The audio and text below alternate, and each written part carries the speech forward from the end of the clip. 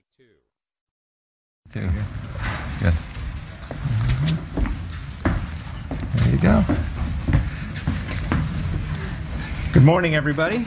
Welcome to the American Enterprise Institute. My name is Mark Thiessen. Thanks for being here today. We're now 15 years after the attacks of September 11, 2001.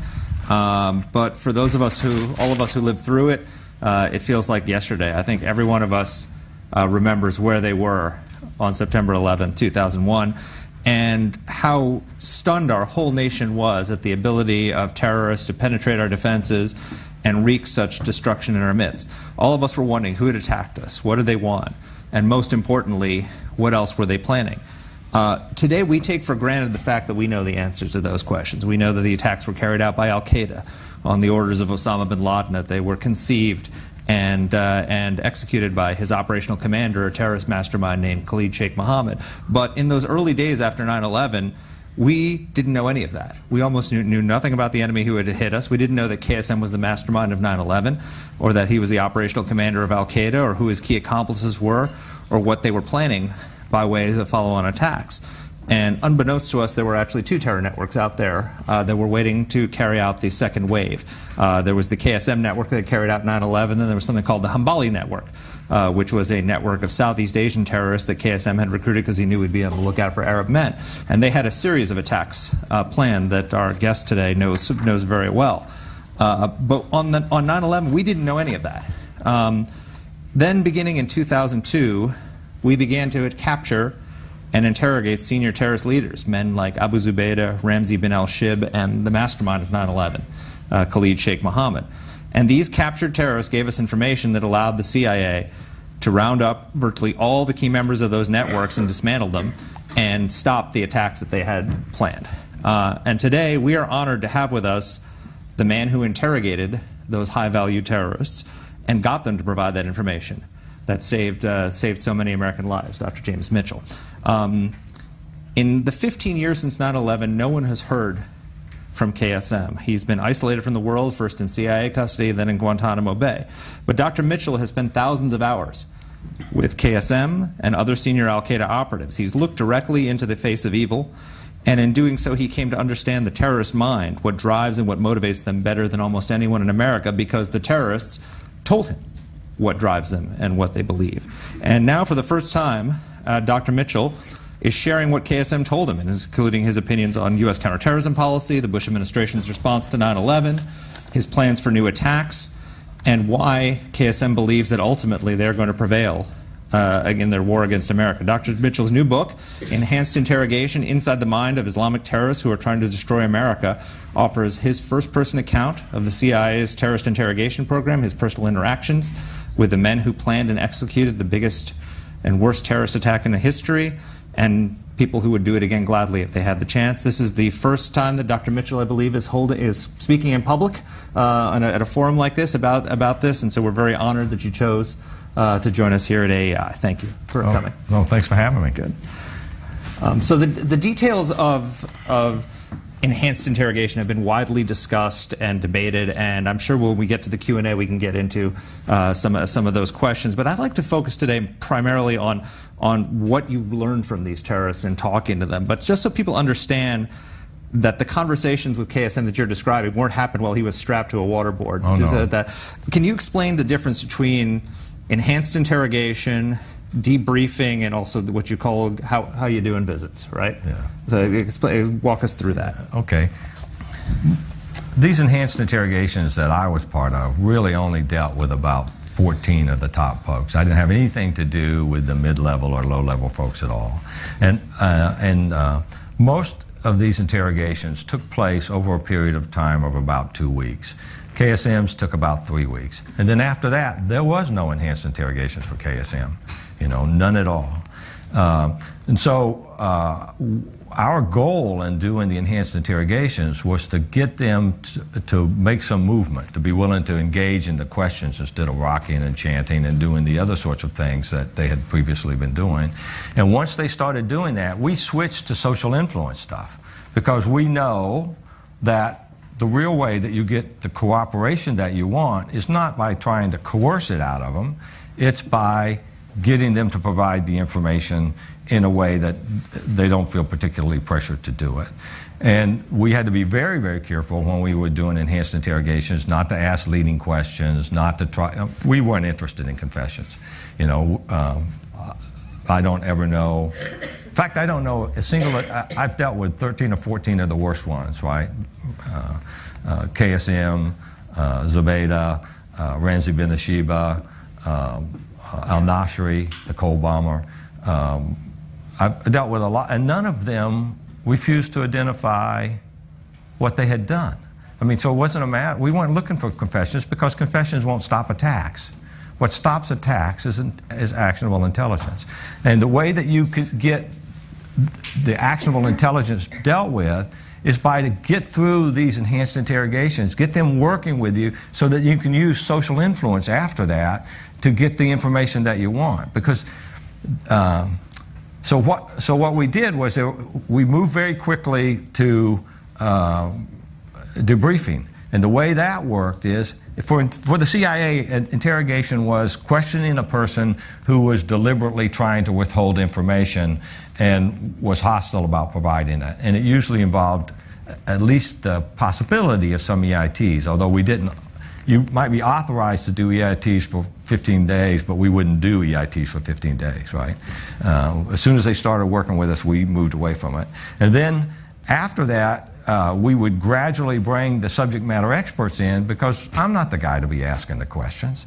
The guy you want asking the question is the expert on whatever the question is that they have. So we would bring in one case, the person who wrote the president's president's daily briefs, because he had questions that he wanted to ask Abu Zubaydah. So we would bring in other people, and we would sit in there with them and help them without any kind of coercion at all to ask the questions that they were hoping to get. And then once the person was completely able to, meaning the detainee, was willing to engage with a debriefer, we got out of it.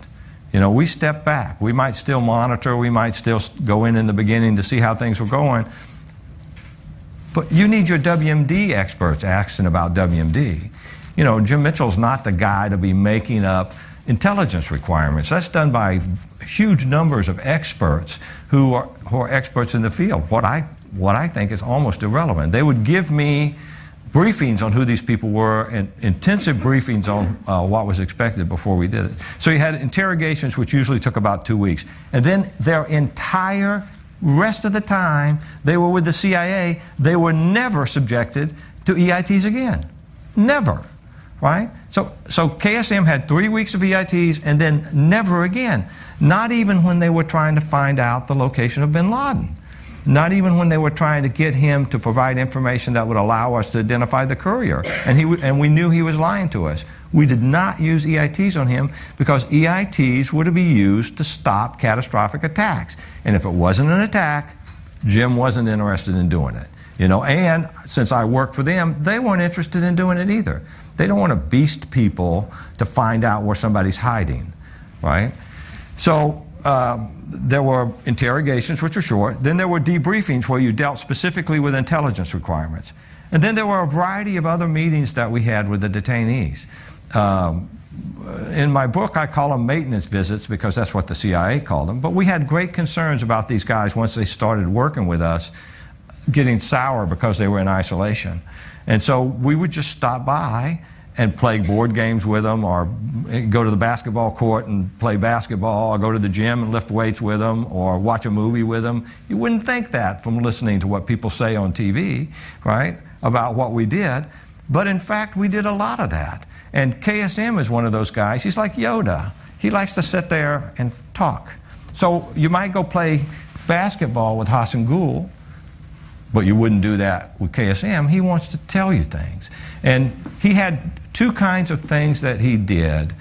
He had an alcohol board, you know, one of those dry erase boards, and he loved to lecture.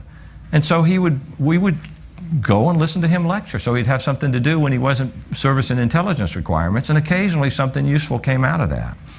The other thing he liked to do when we came around and said, with the how you going things, is he'd like to sit there and talk to you about what was on his mind. whatever was on his mind. And he thought he was a Sufi. I guess he still thinks he's a Sufi. And so he liked to tell you about his religion.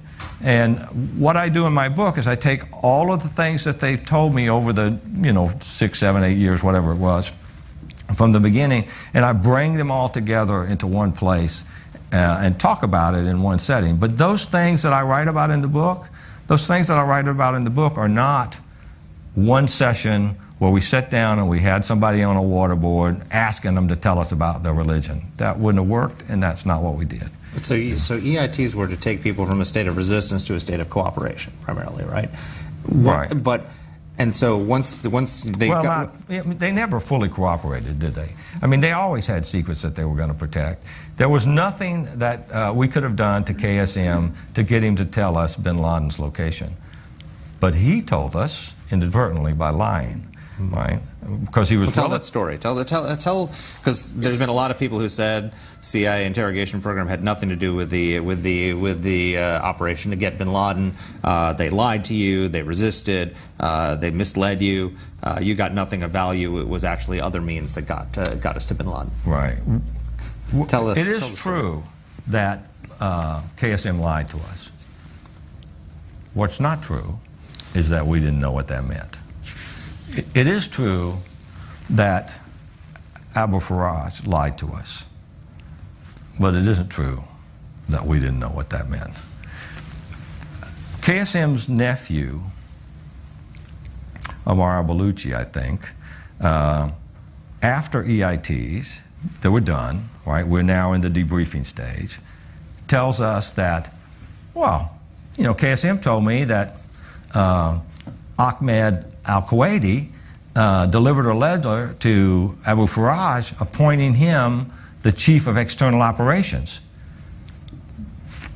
So now we're interested, right? Because if he delivered a letter from UBL to Abu Faraj, we believe that they don't know where he is, because in 2002, UBL went underground. He didn't even use electronics. There was just a few people. But here we've got a guy who is saying that there was a courier using his jihadi name, his Abu name, who delivered a letter from UBL to Abu Faraj, appointing him to. So, because Amar Baluchi said KSM did it, we go to KSM, and KSM says, no. That guy used to work for me. He was a protege of mine. He was an associate of mine, but he retired in 2000. He doesn't know what he's talking about.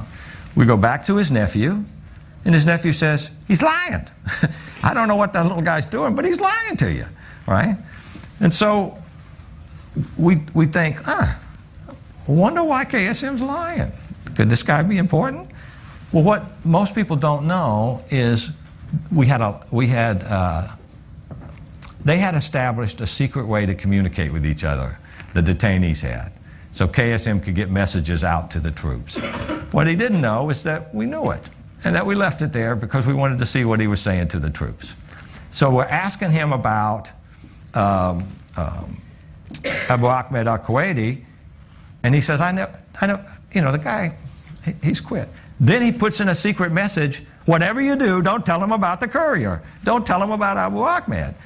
So what we are thinking is that guy has to be important, because here is a relatively cooperative guy who some people would say probably experienced the worst that you could experience in terms of EITs, who was willing to risk going back to that to protect the identity of this one courier. So eventually they got Abu Faraj, the guy who got the letter, and he said, I never heard of that guy. I don't even know who you're talking about. There's never a guy like that. But we had been asking all of these other detainees about him. And so we had Hassan Gul, for example. Hassan Gul, before EIT, said... Who was Hassan Gul? Hassan Gul was a facilitator that worked with, high-level facilitator that worked with KSM. Okay. He goes, there could be 2, 3, maybe more people working with bin Laden. He's disappeared. He's got a small group of people. It could be him. It could be him. After EITs, it's him. He does this. He moves letters. He moves people. He works for him. It made it clear that this other stuff was just a smokescreen and that this was the case.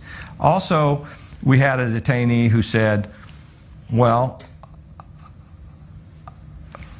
one of bin Laden's wives, not his youngest wife, who bin Laden had with him, one of bin Laden's wives gave Abu Faraj a letter to deliver to bin Laden. So you got to be thinking, well, you know, I wouldn't give him a letter to deliver to my wife if I don't know who he is, and I don't have some sense that he could actually get to her, you know. And so all of these little clues kind of fell into place, and then the brilliant men and women at the CIA who are analysts and targeters were able to put it together. There was a partial true name for the courier that was already in the database out there, but we didn't know how important that was or how to find him. But I interrogated, probably the shortest interrogation that ever took place, less than 10 minutes, a guy by the name of Abu Yasser, and after that, when he moved almost immediately into debriefing, he said, this guy that you're interested, Abu Ahmed al-Kuwaiti, has a speech impediment. When he talks in Arabic and Pashtun. The agency was then able, through means, to find out where that guy who spoke like that lived. And then the question is, how do we, because we knew he was living, or we had been told he was likely to be living with bin Laden, staying with bin Laden, because essentially he had no outside contact. And so then what they did was they tried to find out whether or not bin Laden was staying with this guy, Abu Ahmed. And that's the process that happened. So it wasn't the case that, you know, somebody's hands were lapes taped to a steering wheel and somebody was cutting their fingers off with a it was hard work that was done on the part of the CIA analysts to piece together this matrix of stuff. Some of the actionable intelligence becomes actionable only when it's placed in the greater context of what you know from everybody. But the Feinstein Commission and Senator McCain and other people say we already had the name of the guy. We got it from somebody who wasn't in the program, and we would have gotten this information without EITs and without this program anyway. Yeah, the problem with that is when you roll up a detainee in the beginning, they would say, tell us everyone that you think Osama bin Laden knows, and they would run off 100 names. And there's nothing about a single name that highlights their importance. So it's like picking up a phone book and saying that because somebody's name is in the phone book, we should have known that he was the guy that was going to rob the gas station. That's just not the way it works. You need something, some cue to take you to that piece of information to highlight that guy's importance. And another thing, unless I'm confusing this, it's clear in my book, but unless I'm confusing it up here on the stage, the guy who gave them his name thought he was dead. Right? They thought he was dead. And it was the smart, clever work by the CIA analysts who was able to determine that, no, this guy was confusing him with his brother or something like that, and the guy that he actually identified, Abu Ahmed al-Kuwaiti, was still alive. So, in hindsight, it's easy to, it's like doing one of those little labyrinth puzzles, you know, backwards. In hindsight, it's easy to put because you know where they're at. You know where the cues are. But I'm telling you, the people who put this thing together, not the interrogators, but the analysts who put this thing together were brilliant. To be able to get back into that intelligence database and hunt hard and review all those things and piece together this matrix that led to him was amazing. The analogy Mike Hayden, former CIA director Mike Hayden, uses is that it's like putting together a puzzle with tens of thousands of pieces, but you don't have the picture and the cover of the box. Exactly. And that what these detainees provided was the picture and the cover of the box. Right. Is that a fair way to describe it? What happened is the only two detainees that were denying that Abu Ahmed al-Kuwaiti was probably UBL's courier were KSM and Abu Faraj. The rest of them were providing bits and pieces of information that could be put into the larger matrix. So most of us have, you know, nobody has heard from KSM since the 9/11 attacks. Most we've seen of him, we've never seen an interview with him. The most we've seen is that disheveled picture of him after he was picked up. That was his actual capture photo. Yeah, yeah. What was KSM like? Well, in the book I call him a devil and a diva. You know, in the beginning, he was belligerent. You know, he was really belligerent. Here's what you need to know about KSM.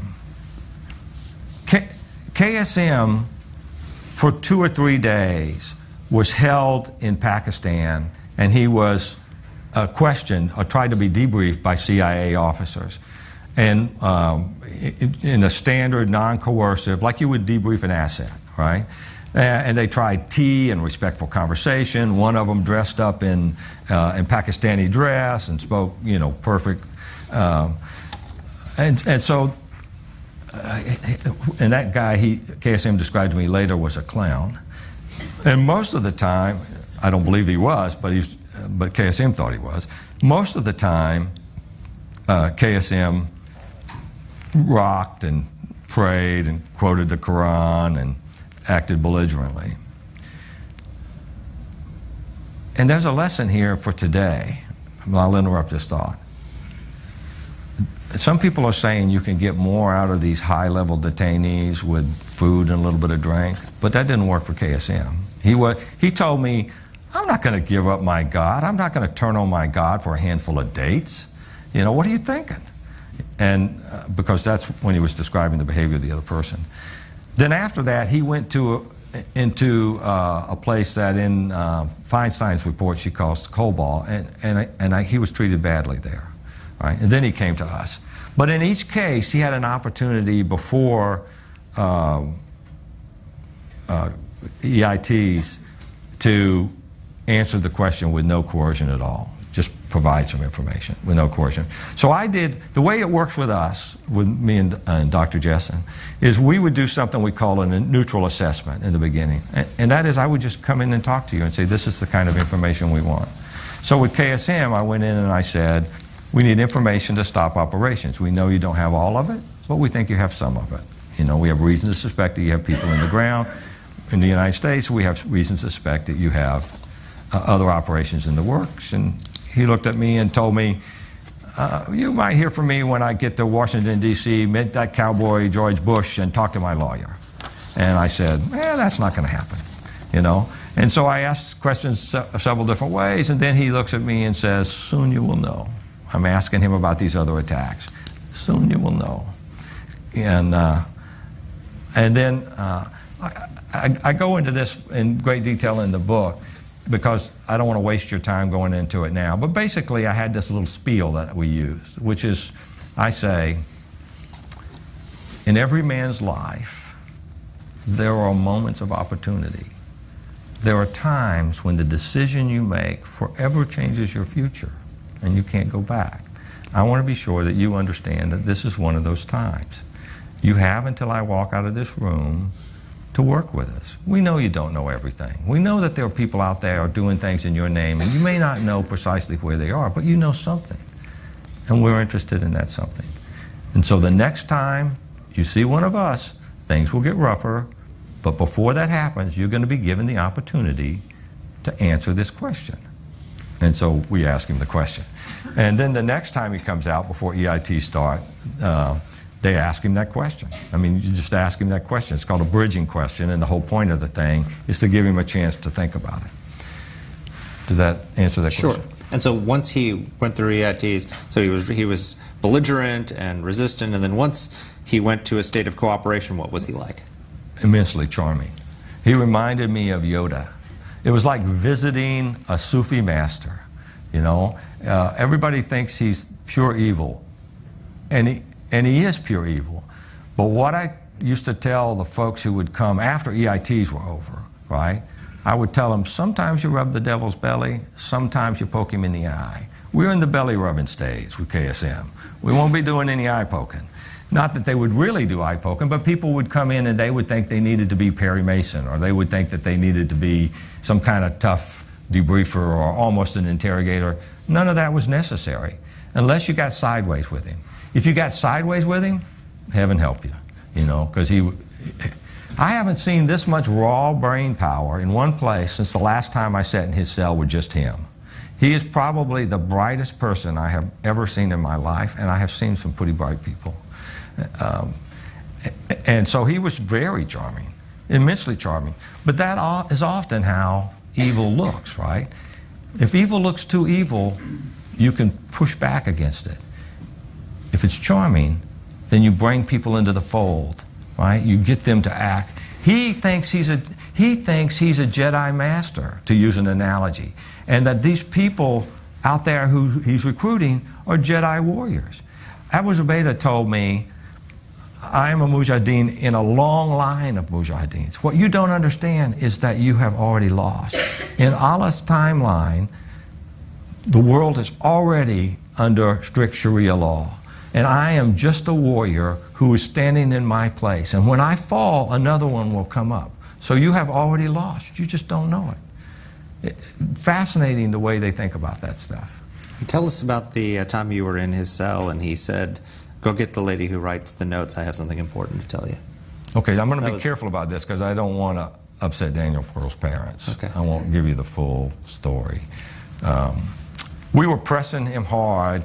Actually, there was we were past EITs and we had a WMD expert in there. And they were trying to figure out if Al-Qaeda had any nuclear material. And the reason for that, and this is really the reason that in the beginning it was as rough as it was. We had credible intelligence that UBL had met with the Pakistanis that were distributing nuclear technology around the world to these rogue states that were outsourcing terror. He had met with those Pakistanis, and the Pakistanis said, the hardest part is to get the nuclear material. The hardest part is to get the fissionable material. And UBL said, what if we already have it?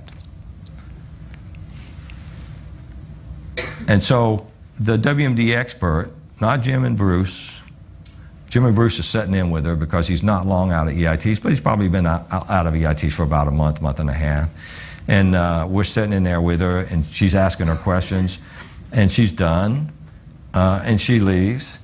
And we do this thing I call a fireside chat, which is just, sometimes when you take people out of one situation and you put them with a new situation, the dynamics of the situation will pull them to act in a certain way. So we go in and we say, the interrogation's over. We're still sitting there, the interrogation's over. Let's talk about how that went for you, right? And Bruce, who's incredibly empathetic, and who KSM liked a little bit better because he has sons and KSM's had sons, and I don't. Bruce says, I noticed that you were uncomfortable at times, that sometimes when the lady would ask you questions, you would seem almost like you were going to say something, but then you would hold back and you wouldn't say it. And we had a couple of those sorts of things, like, what were you thinking about that? And he goes, go get the lady who takes the notes, which is what he insultingly called every female person who was 3 times as smart as we were, you know, who was actually asking the questions. But, you know, they're jihadi Islamists who don't think very much of women. So he goes, go get the lady who takes the notes, and we bring her back. And he describes killing Daniel Pearl. He describes cutting his head off and dismembering him and burying him in a hole. I don't recall whether it was me or it was Bruce, but one of us asked him, was that difficult for you to do? Thinking emotionally, this had to be hard to do. And he said, oh no, I had sharp knives. The toughest part was getting through the neck bone. Just like that. And then he started kind of mugging and sort of happy, and it was creepy. That was when, you know, you asked me what was like sometimes. So this is like, you know, he's Yoda, but then the evil shines through. Yeah, the evil kind of shines through, because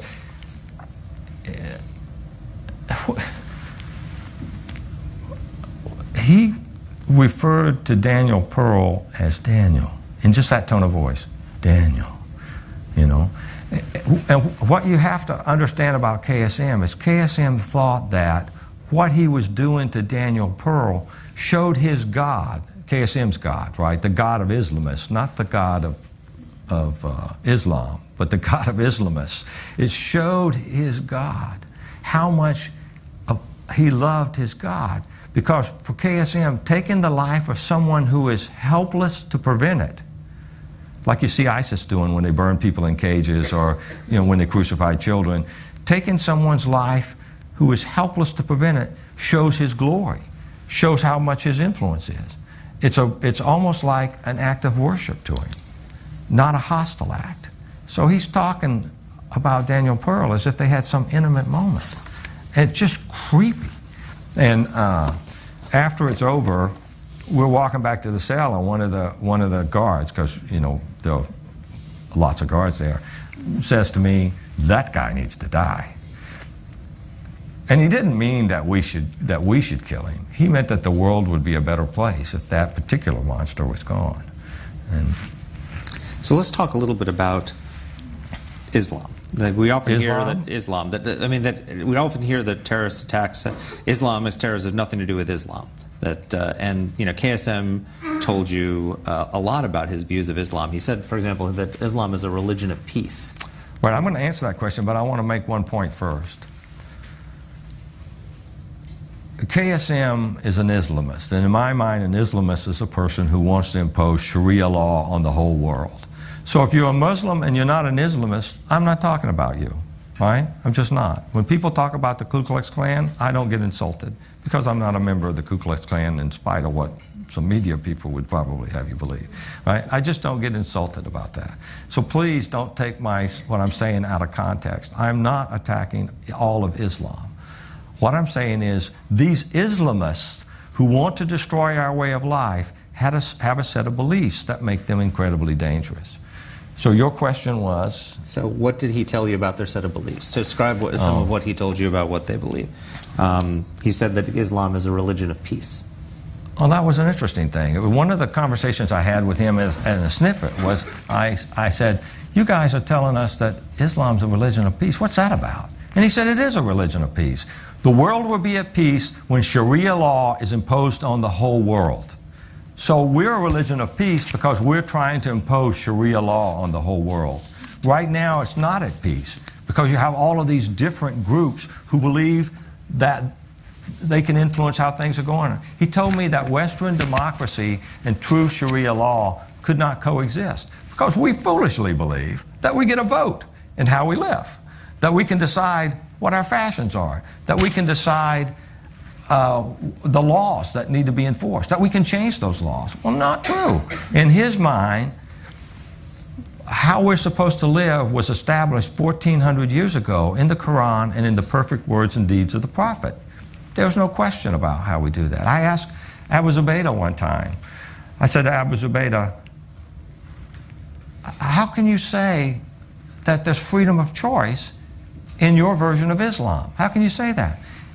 Freedom. And he goes, "Well, I am free.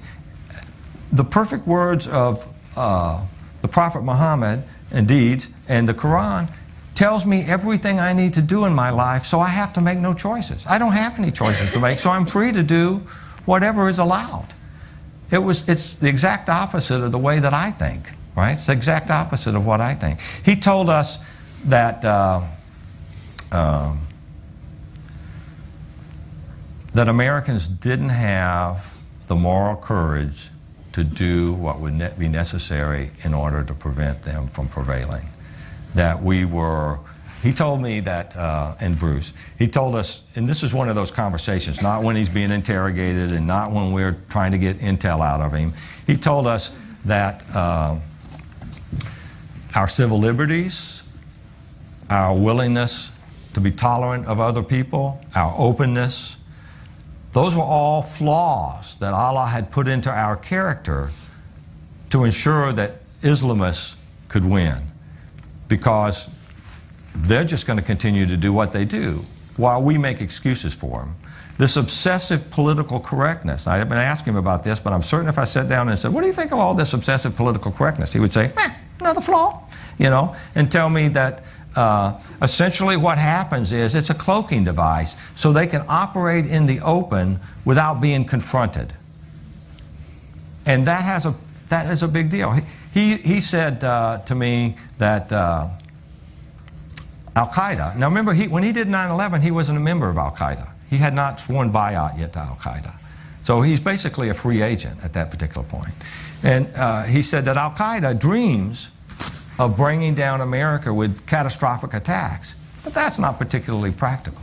He said the real way to bring down America was with low-tech, lone wolf attacks, because the target is not our military capabilities. It's not our buildings. It's not our roads.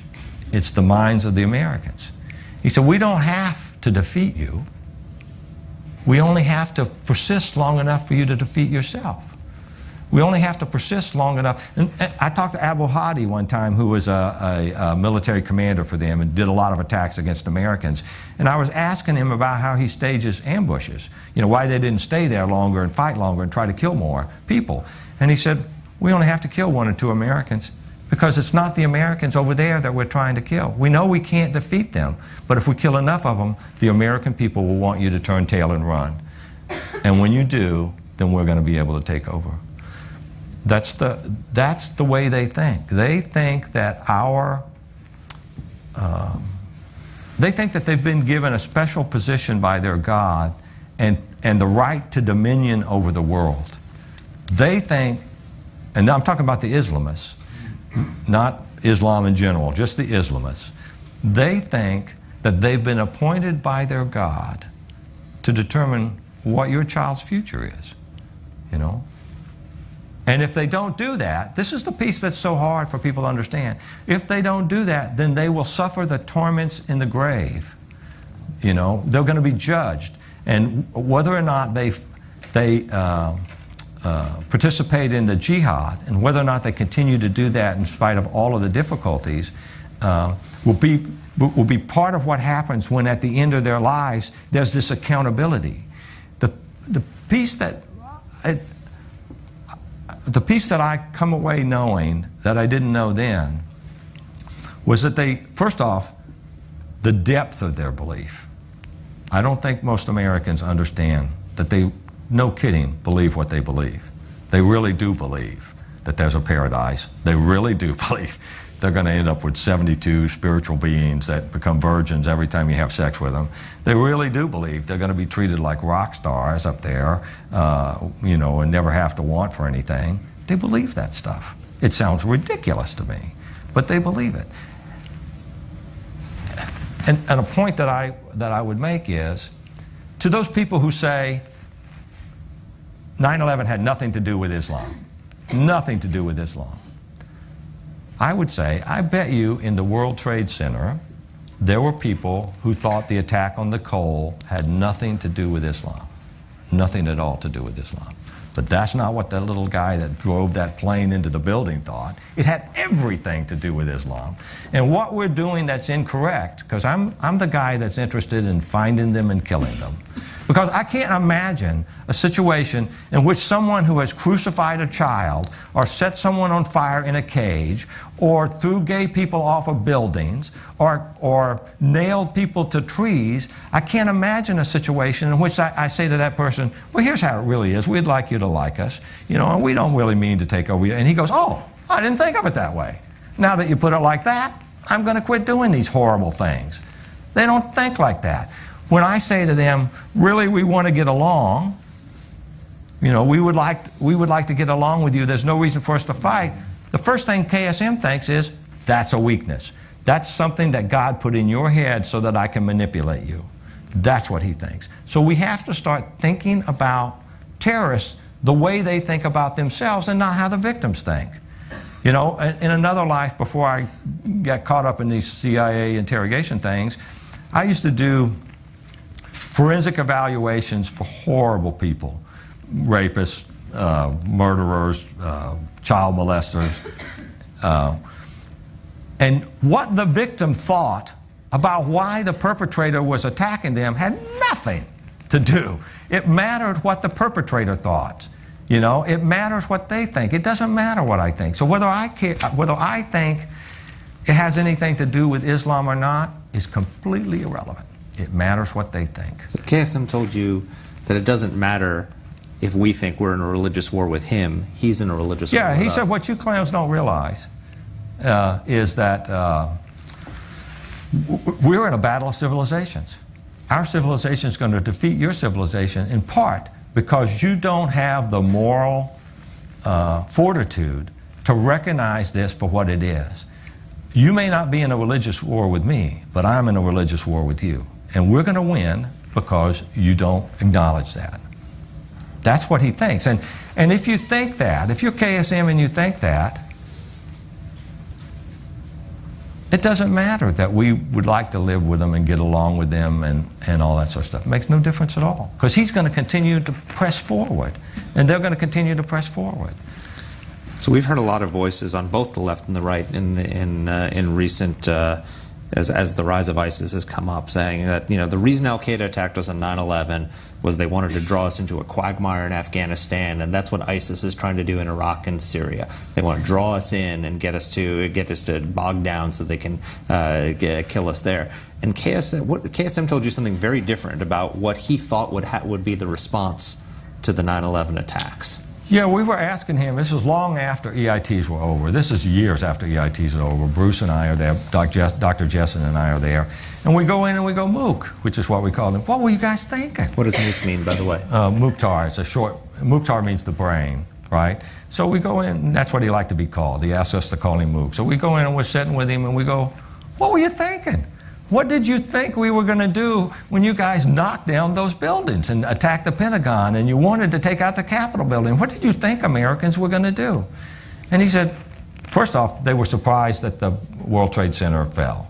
When the World Trade Center fell, he said, I thought it was a sign from Allah that it was time to rise up. It was a beacon drawing other jihadists to us, and that the Muslims around the world who shared the same jihadi mindset would rise up and attack America. And then he goes, but then I was lucky to survive the night. And he said, I thought you would do what you always do. I thought you would turn tail and run. In 1983, the Marine barracks in Beirut is blown up. Reagan turned tails and run. In 2000, the Cole was blown up. They make it an FBI issue. You guys turn tail and run. 1998, 2 embassies blown up, right? 2 U.S. embassies, turn it over to the FBI, nothing happened. He said, so what I thought was you'd turn it over to the FBI, there would be this long investigation, you would ask the Taliban to extradite us, and we would have time to pull off another attack. And then he looks down and he goes, how was I to know that cowboy George Bush would say he wanted us dead or alive and invade Afghanistan to get us? And he said it just about like that, like he was befuddled, like he couldn't imagine it, you know. This ought to be a law enforcement issue, you know. What's he doing, you know? Apparently he was the only one that didn't know you don't mess with Texas. And it's not because of the terrain, it's because of the attitude of the people that live in Texas, right? So he was startled by it.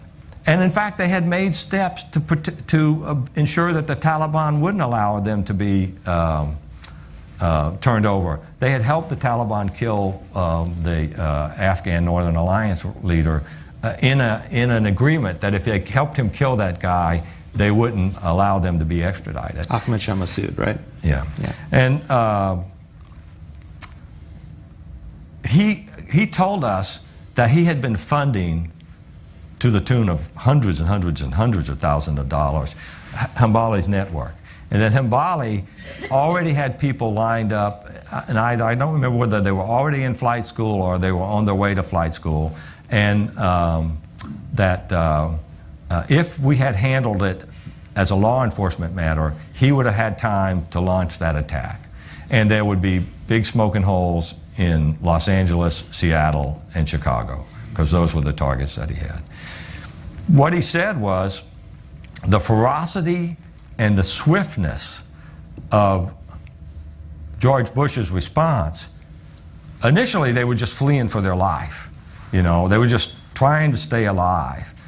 And it got them off balance and off kilter, and they couldn't pop up on the radio. They couldn't communicate with people overseas like they were. They were just incredibly frightened to do anything. They were just fleeing. And then when they started being able to get that thing back on track again, because it was disrupted initially by, or delayed initially by the ferocity and swiftness of George Bush's response, we had captured people, and through the use of EITs, the very brief time that we used them, they were falling like dynamite. And so what ended up happening was the people who were involved ended up being captured, and the whole thing was disrupted.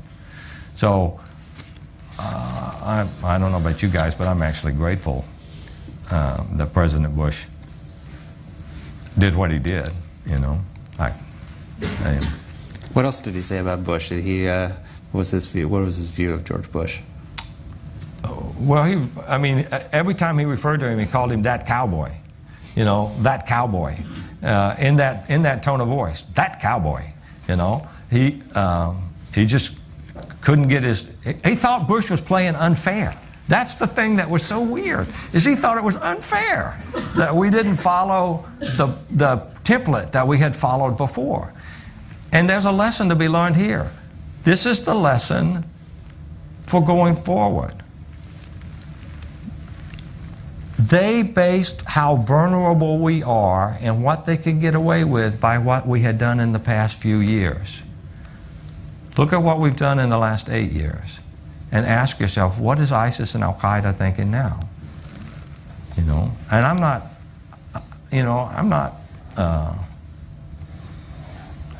I just don't think we can treat, I'm gonna make a little comment here that's gonna anger some people. We're seeing increased attacks because we've been trying to manage it like a problem. We've quit trying to find and kill those people who are trying to destroy us, and we're trying to figure out some way to live with them in our midst. That's not going to work for these guys. It might work for 99% of every other. I mean, if you're an Islamist and you think that you want to take over the United States by voting or by, outbreeding us, I don't have an issue with you. I really don't. Good luck. I don't think you can do it. But if you're an Islamist who thinks that the way to do it is to crash a plane into the Capitol building and kill all our legislators, I have a problem with it. I don't want to see it happen. And that's the problem. So he told you a lot of ideas he had for plots that could easily be carried out. And I don't want you to say anything that would endanger us, but can you give us a flavor of his kind of thinking, and also how dangerous would it be if he was able to freely communicate with the outside world? It would be horrific. I mean, it would just be absolutely horrific. He said that, again, he said Al-Qaeda dreams of these large-scale attacks. He said, but he got fascinated by the Beltway sniper. Remember when that was going on, Malvo, or whatever that guy's name, and the other guy, Mohammed? They were hiding in the trunk of cars and shooting people. I think they killed 17 people in and around here. He was fascinated by that. He would spend hours to me talking about that. And then he would talk about the economy of scale and what that actually means for planning attacks, because that's what he's always doing, is planning. He gets up every day and tries to figure out how to kill more Americans, And what he said was, Al-Qaeda's dreaming about these large-scale catastrophic attacks, and that would be great. But that's not all that practical, right? It's too slow. Because the target isn't our buildings or our tanks or our military. The target is our minds, right? It's not going to be one with blood and bullets. It's going to be one in our heads. And so what he said is we need lots of lone wolf. He didn't call them that. He called them single martyrs, shaheeds, who would go into the American culture and pull off low-tech attacks. He said, with enough of those low-tech attacks, like happened with the Beltway shooter, it would cripple America. If it would, and I can't really go into the attacks because they were incredibly easy and horrific, But he said, what we can expect is what we're going to see more of that, because like-minded brothers are going to immigrate to the United States. He's not saying that Al-Qaeda is going to deliberately send people over, although they've done that in the past. What he's saying is that other Islamists, like himself, are going to migrate to the United States, immigrate to the United States, wrap themselves in our civil rights to protect themselves, live off our welfare system to feed themselves, spread their jihadi message, and then when the time is right, rise up and overthrow us from within. And he was pretty good at predicting the future. He said that to me in 2004. He said that about lone wolf stuff and about immigration in 2004. And he was just philosophizing. You know, he's just sitting around talking about that stuff. He said, this is what's coming next. Get ready for it. He had a lot of ideas for these attacks, and I mean, President Obama wanted to put these guys in federal prison. How dangerous would it be to put someone like KSM in a federal prison? I mean, you know that mob bosses run mob, networks from prison, drug cartels are run out of prisons. I mean, if KSM was able to communicate with the outside world from a federal prison, what would that mean for our security? Well, I mean, hopefully nobody would even consider giving him access to the outside world. I mean, that would be crazy. I have mixed feelings, I have to tell you. I don't want KSM on U.S. soil, but I've seen a maximum security prison. He would be a lot worse off there than he is here. I wish we could build one on Guantanamo outside of the country. If he's 23 hours a day in isolation and 1 hour out in the yard and he's not allowed anybody else, that would be, some form of justice for him. But I don't think it would happen that way. I'm for leaving him at Guantanamo or doing what we should have done in the first place. Let me tell you my reaction to having his confession set aside. KSM told me he was ready to be a martyr, right? That he was ready to martyr himself, meaning he was ready for the U.S. to execute him. And when he got to Guantanamo, he made out this long list of things that he had done, 28 of them. And he pled guilty in front of the military commission. And then the Obama administration set that aside because they wanted to try him in New York. Let me tell you what that little monster thought. He thought, this is a sign from God that I'm not supposed to martyr myself now, that instead I'm to continue the jihad inside of the court system. And as soon as I saw them do that, I thought, that little guy is going to be the most obstructionist defendant probably in the history of the military commissions. And if you look at all the things that he's done to disrupt that, you'll see what I'm talking about. He is a master at that sort of stuff. And he thinks that his God has now commanded him to drag this out as long as he can because he believes it will pull more like-minded jihadists to the cause. He would get offended. So some of the plots that he had conceived came out, like, for example, poisoning a reservoir. And people kind of pooh-poohed them over here, and they said that, right, well, that's ridiculous. How much poison would you need to poison a reservoir? And when you told him this, he was actually offended. Right, I went back to him and I said, what's this business about poisoning reservoirs, I mean, I know you told us that, but folks in the United States are saying, that sounds crazy. And he goes, of course it's crazy. I have an engineering degree from a North Carolina university, and I was the chief engineer at the water treatment plant, and I don't want to say the country, but he was the chief engineer at a water treatment plant in the country. He said, I wouldn't try to poison the reservoir. That's a crazy thing to do. He said, I would do this. And then he described what he would do to the water as it left the reservoir. He said, I don't have to kill people. I just have to make a lot of people sick. And if I do that, you won't trust the system. Again, the point is to get into our heads, not necessarily to kill us all. And he said the same thing with the gas stations. I'll talk about the gas station one. That little guy bought a gas station in Pakistan so he could figure out how to build a bomb that they could slide down into the gas tanks at gas stations all up and down the East Coast. And one of his operatives that he had in the United States at the time that he was doing this had a gas route, driving gas trucks up and down the East Coast of the United States, filling up gas stations. And if we had done anything other than treat it like an act of war, he would have been able to finish developing that fusing system. See, I used to be a bomb squad guy. First 6 years of my life, I worked in explosive ordnance disposal. I know that one of the problems with building a device that you slide down a tank is you got a lot of liquid down there. And so you don't get quite the burst that you would like to have if that's what your intention is. He's working on that.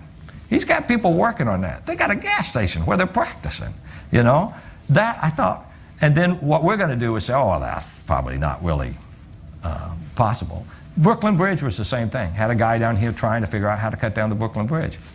Again, I was a bomb disposal guy. we knew how to cut engine blocks in half.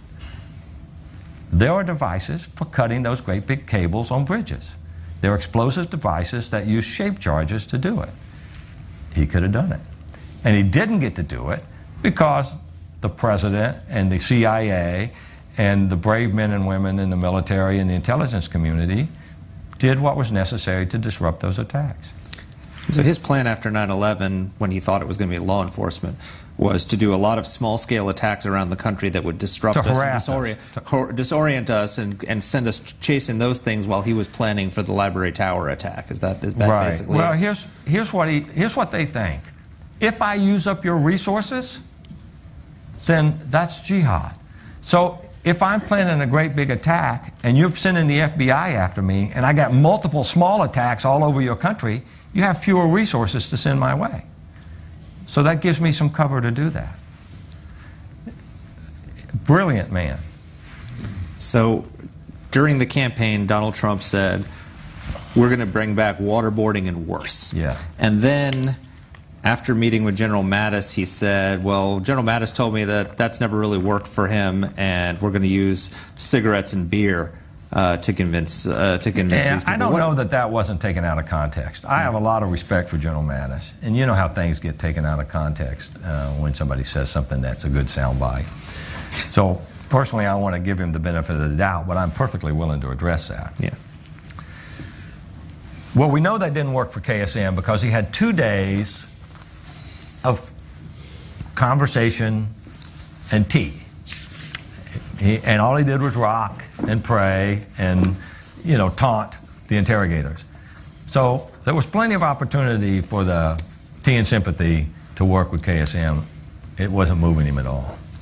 But this is the real question that I would ask General Mattis, or I would ask you.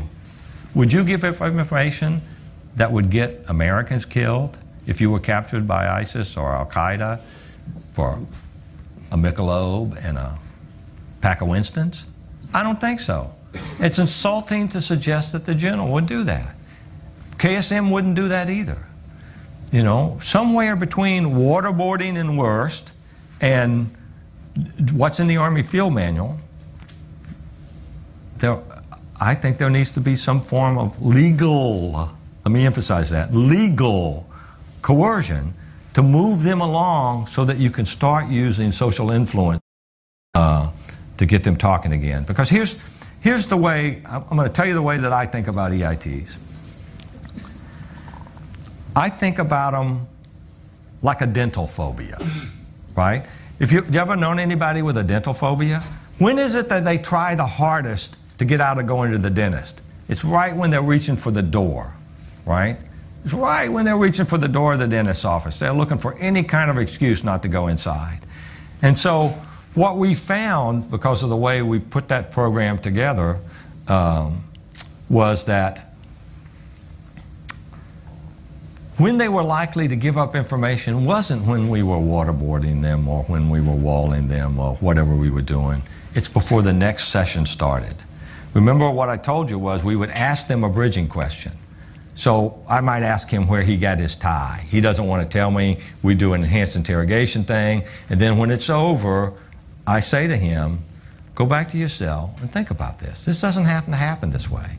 This is your choice. Next time we come out, I'm going to ask you where you got that tie. And if you tell us where you got that tie, this won't happen again. We don't want to do this. It doesn't have to happen. And the next time they bring him out of the cell and pull the hood off, the first thing we ask him is, where did you get that tie? And if he tells us, no EITs. None. And so it's like a dental phobia in the sense that where we got the actionable stuff, where they started working with us wasn't when you were, like there was never a case where we were waterboarding in someone and said, tell us about the next attack. That's not what we told them. What we told them was, we know you have something that could help us. We know you don't have everything. But as you're laying there, you're thinking of something. Something just flashed through your mind. That's what we want to know. And more often than not, at some point when you took the hood off and you asked them the bridging question, they gave you a snippet of something. And as soon as they did that, we could switch to non-coercive social influence stuff and move them relatively rapidly to debriefing. There's a phenomenon called the abstinence violation effect. I don't know if any of you guys have heard of it. It's a psychological phenomenon. Sounds like gobbledygook. My brother would call this book poisoning. But what it is that most of us have experienced it. And that is, we make a commitment to ourselves to never, ever, ever again have a hostess ding-dong. Not going to do it. Not going to do it. I make that commitment. I draw a line in the sand, no ding-dongs.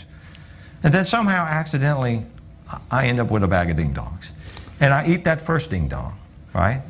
I don't put the bag down. I don't spit that out of my mouth. I eat the rest of the ding-dongs. Because once you get past this thing that you said you're never going to do, your resistance collapses. And it's the same way with those people who are hardcore about withholding information. The other thing that we, in terms of social influence, somebody asked me one time, how would you use social influence in this setting? There's a phenomenon called the anchoring effect, right? If I want you to think that a price that I'm asking you is super high, is reasonable, I get you to think about some number that's a lot higher than that, because when I give you the reasonable price, right, you'll go, oh, that doesn't seem like all that much, because your mind has already been focused on this higher number, and it doesn't even have to be related to the dollars or whatever you're talking about. You could ask them the temperature of the sun, and then tell them you wanted $1,500, and the $1,500 wouldn't sound like very much. So sometimes when you're dealing with these guys and they're moving, they're not quite out of EITs, but they're close to being EITs, they resist different questions to different levels. They don't have the same level of resistance to every intelligence requirement. So we might ask them an intelligence requirement they didn't want to talk about, so they put up some resistance and get apprehensive about it and dread what's going to happen next. And then we ask them a real intelligence requirement that we do want something about, and they experience relief when they get a chance to talk about it because we're off this other topic. Well, all we're doing is tricking their learning system so that they begin to experience relief for providing answers. And it's much more sophisticated than what some people in the CIA and virtually everybody in the press thought, which is hurt them until they tell you what you want to hear, then hurt them some more to see if they change their story. And I'm not saying that that didn't happen, right? Some people who weren't trained and did things they weren't supposed to do did those kind of things. But the CIA did what it was supposed to do. When the leaders found out about it, they referred them to the Justice Department. They had accountability boards. They asked for IG things. They did what they were supposed to do. They did what a responsible organization should do. But inside of the official high-value detainee program, we had no interest in that. We were not in, because in my book, I talk about the preacher, right? And the preacher didn't want to do that because if you did that sort of stuff, you got spurts, right? I might be able to get you to tell me where you bought that tie one time by doing the sort of thing I described, but I don't want you to tell me just where you bought the tie. I want you to help me interpret this letter. I want you to tell me who gave Hambali that $500,000. You know, I want you to tell me things beyond the simple question, because one of the weird things that happened that we noticed early on, I feel like I'm rambling, but one of the, I'll share this with you, is that once they start, it's a sin. It's a sin in their religion, in the way that that version of Islam that they have to help your enemy. It's a sin. As I said before, I think that Abu Zubaydah said you must... Well, tell that story about Abu Zubaydah. So you had... Oh, I haven't told it here? Yeah, so Abu Zubaydah had undergone EITs and went from a state of resistance to a state of cooperation. Then you got another detainee, and you came to him and you said, we don't want to do this. Yeah, Dr. Justin and I went to Abu Zubaydah. We didn't like doing the... we just didn't like doing EITs. And in fact, you should never have anybody doing anything like that who looks forward to it, because it's just a horrific thing. When we did IITs, it was more like a surgical suite, right? We had doctors, we had psychologists, we had people who were out of role, we had all of these guards. Anyone could stop the interrogations anytime they wanted to, at least the ones that we were involved in, right? And so Abu Zubaydah moves out of EITs, has been working with us for months, and I can tell you who it is because I say in the book. Yeah. It's Nashiri, the coal bomber, gets caught. I go on the rendition. We do the neutral assessment at the place that's now called Cobot, and we come back, And we know that we're going to have to use EITs on him because he's unwilling to provide the piece of information. He's willing to tell us everything about the Cole attack, but we're not there to get a confession. This was not, I wasn't sent there to be a law enforcement officer. I wasn't sent there to be a mental health worker. I was sent there to use what I know about psychology as a weapon against those people who are trying to destroy us, to get them to talk to us, right? So we go to Abu Zubaydah and we say, we don't want to do this. We don't want to waterboard Nashiri. We don't want to use EITs on Nashiri. You have to help us. Tell us how we can get around this. And Abu Zubaydah goes, oh, no, you got to do this for all the brothers. And I'm thinking, I'm thinking, what? And he goes, if they help you, it is a sin, and they will suffer the torment of the grave. So you have to do this for all the brothers. And either me or Bruce said, you mean we got to use more of this? And he goes, oh no, not more, just enough. Because if you use more than is required, Allah will know that and He will punish you. If you use less than is required and the brother gives up the information, He will punish him. Allah does not expect me to pick up mountains because He knows I can't do it. He doesn't expect me to carry a burden that is too great to bear. He knows that when I get tired, I will set that down because I can't do it. So the brother has to be pushed to the point that he's right with his God, so he can save face with his God and not suffer the torment of the grave. And I said, so are you saying we need to do this to everybody? Because, I'm starting to not like it. And he said, oh no, some brothers can't stand any pain. And he called pain. Now, the only reason I'm saying pain is because he said pain, right? Not because I think it was necessarily painful. He said, some brothers can't stand any pain. No hard times. No hard times for them. They already know they can't hold out. And it would be a sin, and Allah would punish you if you do bad things to them. Other brothers, there was nothing that you can do to get them to talk. There was no way that you could do something physical to get them to talk. Allah knows that. They know that. And if you try and you hurt those people, then Allah will punish you. He said, but in the middle, there are all these people who need to resist to the best of their ability, and then when their burden is too great, they can set it down and they can freely talk to you without worrying about the torment of the grave. And that profoundly changed the way that I think about it, because what it did for me was it helped me switch my perspective from what Jim Mitchell, the white guy that grew up in rural Florida, thinks about how these interrogations should be done, and it got me focusing on what's in their head. How are they interpreting what we're doing? And for example, I'll give you an example. This burden that's too great to bear speech that Abu Zubaydah gave us. At the worst of time, when we were still in the middle of EITs with KSM, I wanted a way to suggest to him that he could work with us, that he didn't have to continue to do what he was doing. So I used, and this would be another social influence thing, I used what Abu Zubaydah had told me. I said, I'm walling him or something, and I stopped and I said, I don't know about your God, but my God doesn't expect me to carry a burden that I can't carry. He knows that at some point I'm going to put it down. And he goes, my God feels the same way, right? So I'm not telling him what Islam thinks, although I'm using that as a way to get him planting the idea that he doesn't have to continue to resist, Did I answer your question? You did. Why don't we take some questions from the audience? Sir. This gentleman here. Yeah, do we have microphones?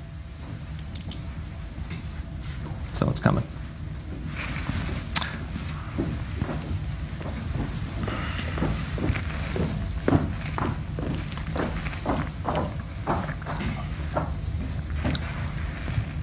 Thank you. Tom Watkins with Agence France Presse. I can almost hear you. Can you hear me now? Yes. Is that better? Tom Watkins with AFP. I just wanted to bring you back to a point you were making earlier. You said, I think there needs to be some sort of legal coercion to move the suspects along. Can you describe what that would actually look like. And also, while I've got the microphone, I'd like to get your reaction to the condemnation that you've received from the American Psychological Association, who lambasted you and your partner after the Senate report came out on torture. Thank you. Okay, so first let me respond to the American Psychological Association thing. Those people are not part of my life. I don't care what they think. That report is full of mischaracterizations. The suggestion that the CIA somehow colluded with the American Psychological Association to justify enhanced interrogation is poppycock. Crap. So I don't have a, I mean, it has zero impact on my life, and I don't care. Second point you asked me about is what it should look like. I don't know. What Jim Mitchell thinks it should look like is irrelevant. I think the American public needs to have a debate about how they want to protect themselves. I think they need to ask themselves, what, and I would ask President-elect Trump this, what are you going to do when you have credible evidence, like the CIA did, of another pending catastrophic attack that could, we didn't know any better, we didn't know it had been disrupted, that could potentially involve nuclear weapons, and the person that you're interrogating or questioning isn't responding to the Army Field Manual? What are you going to do? Well, there are people in our government who says, well, what we'd expect in those cases is that the CIA interrogators would do the right thing. They would use whatever means necessary to get the information out of them, and then at trial, at their trial, we would take that into consideration. That's John McCain's line. If they saved lives. Well, the problem with disrupting attacks is they don't happen. And when they don't happen, the people it doesn't happen to begin to think maybe it wasn't going to happen, right? So as a guy who's been under the bus more than one time in my life about this particular issue, I would say those people who say that want to live under the protection of the men and women who are willing to sacrifice their life to protect them, but they're unwilling to provide the protection of law as cover. And I don't want to be a part of that. I've said before to people, and what I've said is that at some point, if this obsessive political correctness continues, we're going to be standing on the moral high ground, looking down into a smoking hole that used to be several blocks in Los Angeles. At some point, somebody's going to have to make some hard decisions. And what did we do in the past? In the past, we turned them over to other countries who really did torture them. The same thing has happened to the word torture that has happened to the word racist. It's been used so often that it's lost its meaning. I had a reporter ask me one time, I'm not going to say that, just because of the audience. I don't want to say it. I don't want to say my response. Oh, maybe I will. He asked me, he said, was this thing that you did torture? I said, no. If it was torture, they wouldn't have had to pass a law in 2015 outlawing it. Because torture is already illegal, right? The highest justice department in the land wouldn't have opined 5 times that it wasn't torture. One time, after I personally waterboarded an assistant attorney general before he made that decision 3 or 4 days later, right? So the time to tell me that it was a torture was when that attorney general got off of the waterboard. That would have been an excellent time to tell me. I would have been listening had he told me at that time. But that's not what he said. What he said is, I felt like I was going to drown, but I don't think it's torture. You know? Well, he didn't actually say that at the time. He said that later in his opinion. The other thing... and you underwent it.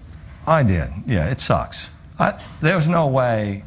I waterboarded almost as many lawyers, and I put this out there if there are any lawyers in the group there. I waterboarded almost as many lawyers as I did terrorists. I'm one down. I just need one, right? And I could get that off my bucket list. Although I'd be willing to do more than one, Anyway, it sucks, but if it's done properly and it's properly, and I'm not advocating waterboarding. I don't want to be the poster boy for waterboarding. I didn't like it. Most people don't know that every single time that waterboarding was stopped by the CIA, it was the interrogators that wanted to stop it. There were people in the building who wanted to continue it, and they wanted to use it more often. But we just said, the person is working with us. There's no point to it. You had asked, I had two thoughts that and I got off on a rant and forgot the one. Give me the question again. It was, going forward, what should we be doing? Oh.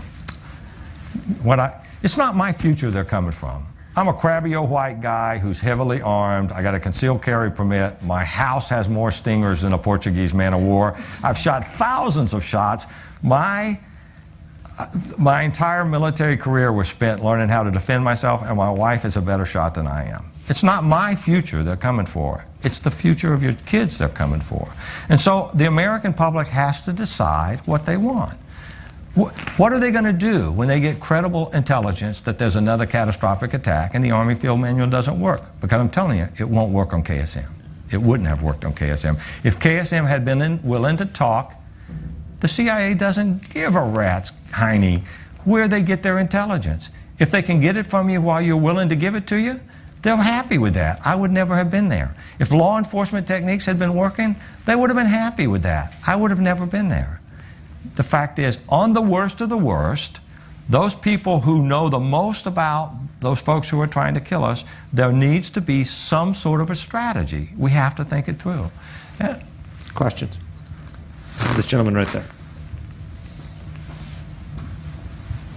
Thank you. My name is Mohammed Al-Shuwaiter. I'm a Fulbright Fellow at American University from Yemen. My question is, it seems like ISIS or Al-Qaeda are more idea than an organizations. And even though you differentiate between Islamists and Muslims, they have very common sharing thoughts, which always, offer a very wide area to recruit people. So how do you think can be counter their narratives and among Muslims, even inside Islamic countries or outside Islamic countries, to mitigate the number of people being recruited to these groups? Okay, so that's a very complex question that has about 8 different phases to it. Let me give you the answer for how I think we should go about finding out the problem, the answer, not what the answer is. We used to have a thing called the terrorist think tank. Once all of these guys started cooperating with us, we had them all relatively close to each other, so that when we got a threat, or we picked up a piece of intel, or we captured somebody and we got their pocket litter, we could go to each one of them one after the other. So I could show Abu Zubaydah a surveillance photo and ask him, who's this guy? And he would say, well, this is so-and-so, right? And then I go to KSM and say, who's this guy? Same guy. Don't tell him I've talked to Abu Zubaydah. He'd go, oh, he's so-and-so, but you know that guy in the back? That guy's a sniper. We've been training him to go into the United States and shoot, ex-presidents. Well, that's a piece of information. So then I'm going back to Abu Zubaydah within seconds, back to Abu Zubaydah.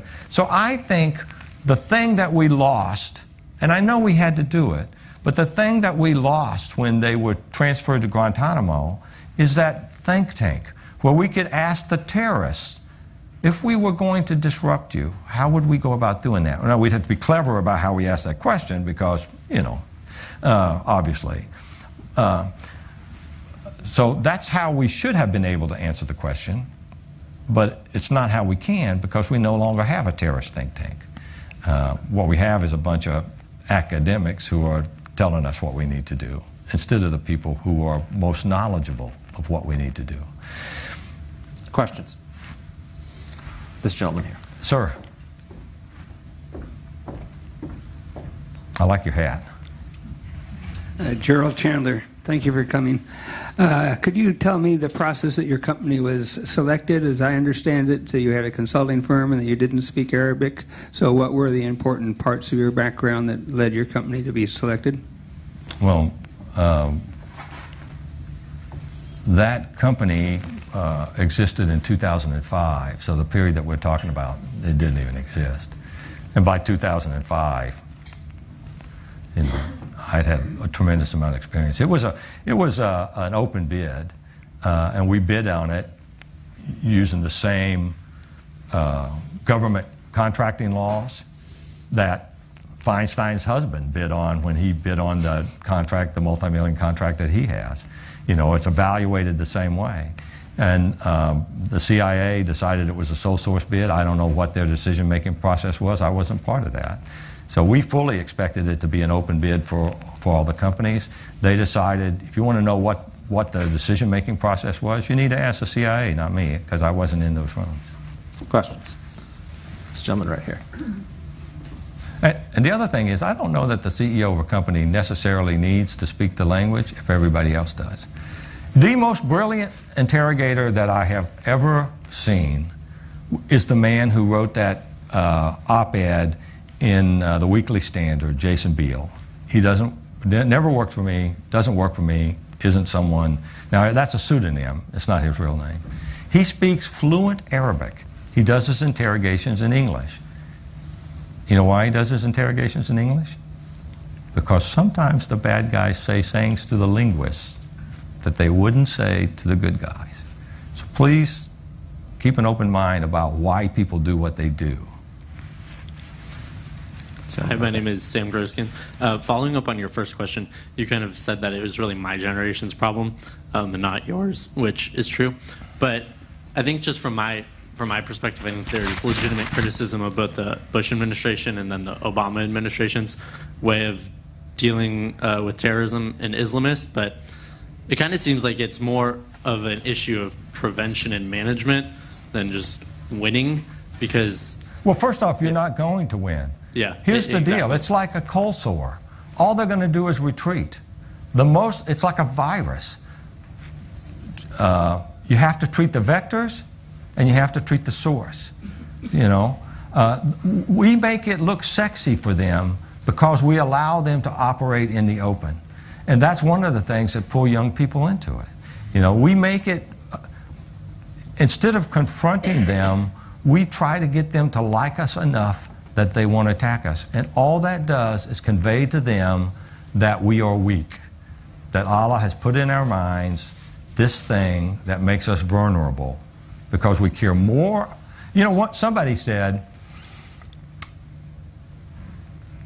ISIS and Al-Qaeda do not represent an existential threat to the United States. Let me tell you what that means. I'm a guy that's been in right at the point of the spear. When somebody says that, I hear, they cannot kill enough Americans to bring down our government. But our government doesn't exist so you can stack up Americans like cordwood to prevent its demise. It exists to protect Americans. It's the opposite. And I'm disturbed by that sort of stuff, that kind of talk, because it makes us look weak. He says... Well, we're at time. I'm being told we're at time. I'll ask a final question for you. Sure. So one thing KSM told you is he predicted that your country would turn on you. Can you tell us about that moment? Sure. This is about 2004, probably. And he said, I understand why you do what you do. I would do this myself to protect my country, to protect our ideology. He said, but your country's going to turn on you. Your leaders will turn on you. The American people will turn on you. The American press will turn on you. Your leaders will turn on you to save themselves. The press will turn on you, and they will portray the war, and that's his words, not my words, the war against Islam as too difficult to win and too cruel, right? And not appropriate. And the American people will turn on you, and all that will do is stiffen the hearts and bring joy to the hearts of other like-minded jihadis, because they're going to see you as weak and divided. And that will bring them to our cause. He said, so expect it. And he's pretty much right.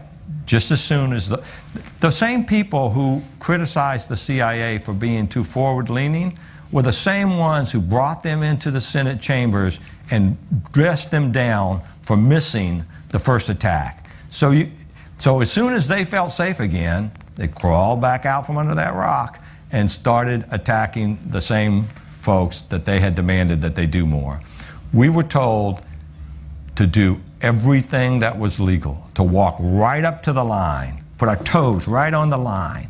And we depended on the Department of Justice to tell us what that was. They had 4, maybe 5 chances. And each time they told us the same thing. Some things happened inside of the CIA that weren't part of that program that were wrong. That Jim Mitchell, who's pretty tough about these things, thought was probably torture, right? But it wasn't. It wasn't part of the official program. And when the leaders of the CIA found those things out, they took the appropriate action. I will close simply by saying that the American people never turned on you. A 2015 Washington Post poll found that 76% of Americans say they would do it again if it was necessary to protect the country. They have said, looking forward, should we use these techniques? And 17% they said we should use them often. 40% said sometimes. 19% said rarely. Only 20% said never justified. Right. So well, let me just say this. I'm not for legally torturing anybody. If it's torture, don't do it. If it's illegal, don't do it. If our government believes that the death of 3,000 people because you want to use the Army field manual is the way to go, and we can live with those losses because it's not an existential threat to the people who live around this area, right? Then I would expect the American people wouldn't put up with that crap. You know, I'm not advocating that we torture people. I'm advocating that we have a civil debate about whether there are forms of, because one of the underlying assumptions, I know we're on time here, one of the underlying assumptions is that they have the right to remain silent. That these people who have taken up arms voluntarily against us, who are not American citizens, have the right to protect the information so that they can kill us. The other thing about it is sometimes they say, well, you know, you did these EITs and they couldn't do anything to stop them. Well, there was an easy thing they could do to stop them. They could stop it in the instant that they said, I'll answer that question. They would have gone away. And they did as quick as we could. So, Jim, I've got 4 kids, and because of what you did and your colleagues did, we were not hit again. So on behalf of millions of Americans who are grateful to you, thank you for keeping our country safe, and thank you for joining us here today. Well, you know, I wasn't...